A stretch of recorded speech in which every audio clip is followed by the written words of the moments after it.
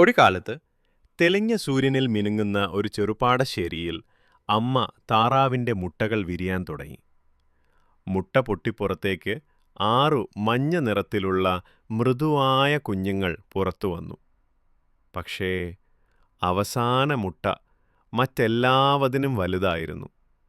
അത് ഒടുവിൽ പൊട്ടിയപ്പോൾ ഉയരം കൂടിയ അല്പം വിചിത്രമായ ചാരനിറത്തിലുള്ള ഒരു താറാവ് കുഞ്ഞ് പുറത്തുവന്നു.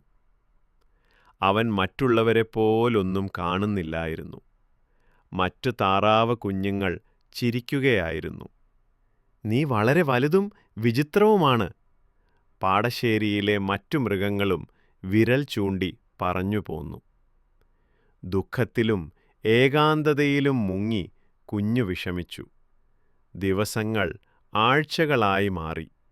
എവിടെയായാലും അവനെ പരിഹസിച്ചു.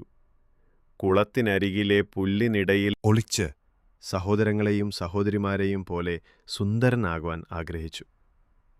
കാലങ്ങൾ മാറി, കുഞ്ഞു വളർന്നു. ഒരു വസന്തകാല പ്രഭാതത്തിൽ തടാകത്തിൽ മനോഹരമായ ഹംസകൾ ഒഴുകിയെത്തുന്നത് കണ്ടു. അവൻ കണ്ടതിൽ ഏറ്റവും സുന്ദരമായ പക്ഷികൾ അവയായിരുന്നു. ഹംസകൾ വിളിച്ചു, "നമ്മോടൊപ്പം നീന്തിയാലോ?"